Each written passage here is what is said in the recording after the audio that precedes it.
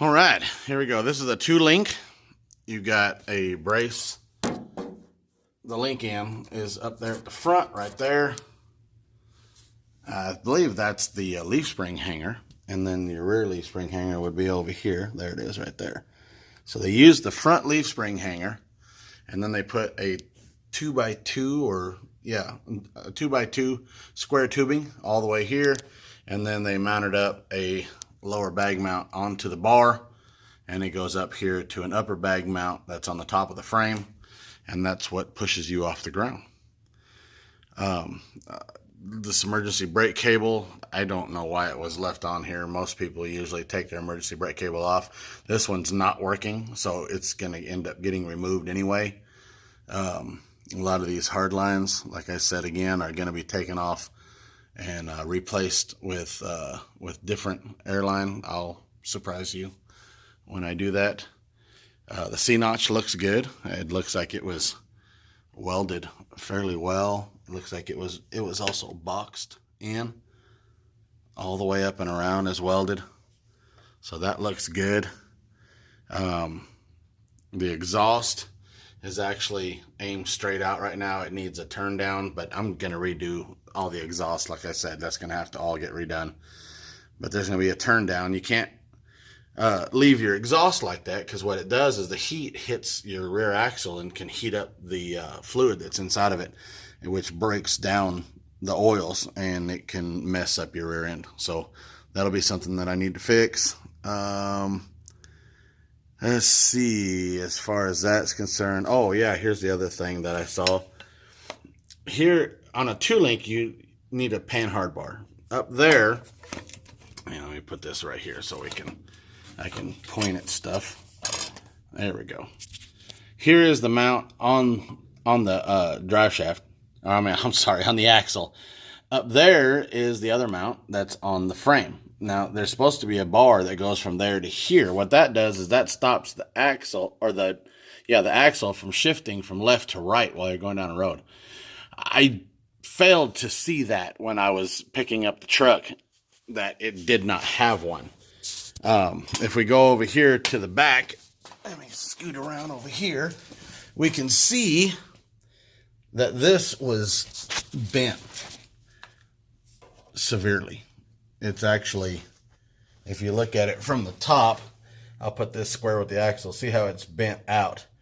I think somebody may have gotten into an accident and it bent their pan hard bar, and they took it off so they could get home, but nobody ever put one back on. Here at the bottom of the axle, you can see where the link bars actually go under, almost like leaf springs, and get U-bolted straight to the axle. Now, I'm going to say it did not feel like a bad ride to me. I enjoyed the ride all the way home. So I really need to put that pan hard bar on there before I start driving it around again. Let me get scooted over here. Sorry for the wiggle.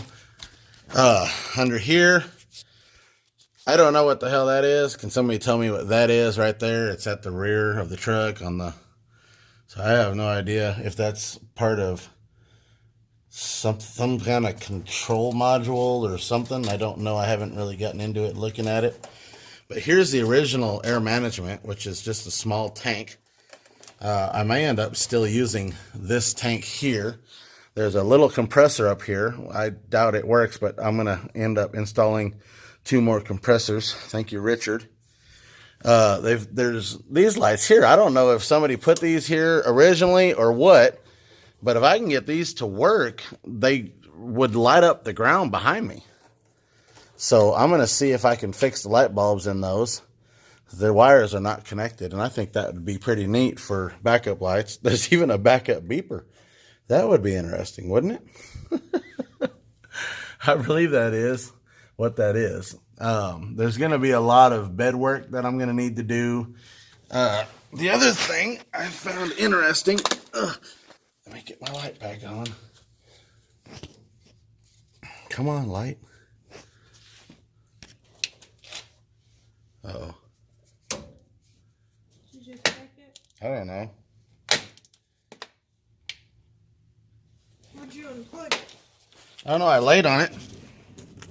Oh, yeah. I unplugged it. See there? It's unplugged. So let's see if I can get it. I'm like banging my light all over the place. Work, you bastard. Please hold for station identification, technical difficulties, and other manners of the heart. All right. Let's get this up here so I can show you guys the other thing that's been done. I don't know who did this, but the drive shaft has to be protected. Okay, when you lower these all the way down, at the back, it has to be slightly tunneled. Well, I don't know who cut these, but they're just like really straggly cut out, and there was no brace put back in, and both of them are like that. So that kind of makes the bed weak, and I'll have to straighten those up just a little bit and get them to look a little better. But yeah, that was one thing I did notice that I want to try to clean up a little bit. And then, of course, all the fuel lines, I'm going to re-look at those and look at all the wiring that's been extended and everything else under here. But other than that, it don't look, I guess, entirely bad now that I've gotten under here all the way and took a look around. But those are things that I need to get straightened out. Okay, I'm going to get from underneath here. What you doing? What you looking at? Stuff. Sorry that this video has been so long, but I wanted you guys to see everything that was underneath it.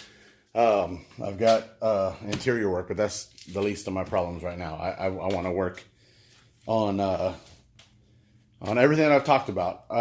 Mainly just the air management, redoing a lot of that, redoing what?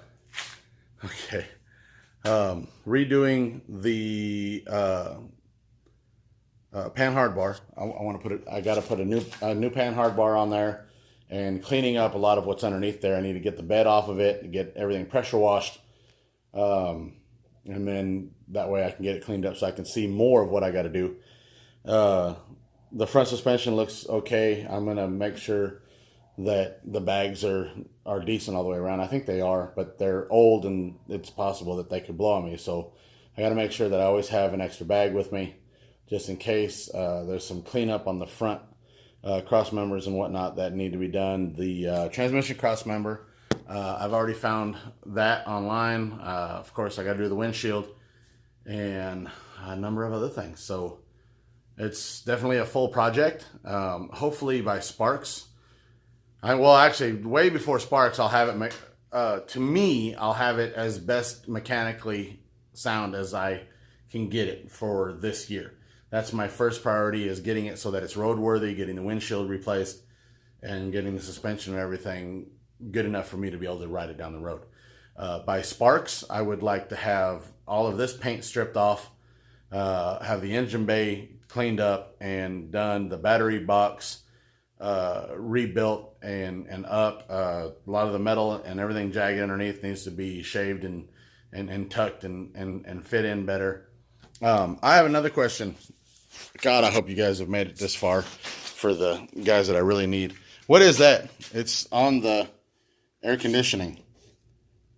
It's right up on top of it. I don't know what it's for. It's connected to this wiring. I don't know if that's for the AC system or what, but there's no cover to it. It's just hanging out right there. If you guys could let me know what's going on with that, please, I would really appreciate that. It's got the cold air intake. I think you guys seen all this before, so I want to get this all cleaned up. So anyway, there it is. Thank you for watching. Please subscribe if you haven't subscribed. If you made it this far, you are an awesome fan. I love you guys. You keep me going. Some of the pictures you guys have sent me, the builds you guys have done, it's just an amazing feeling to know that I've been a part of your guys' lives and the smiles on your faces. And actually, we both have now. We have been a part of your guys' life. It's not focusing on you at all. There it goes. Okay. And rate, comment, give me some thumbs up, and we'll see you guys on the next video.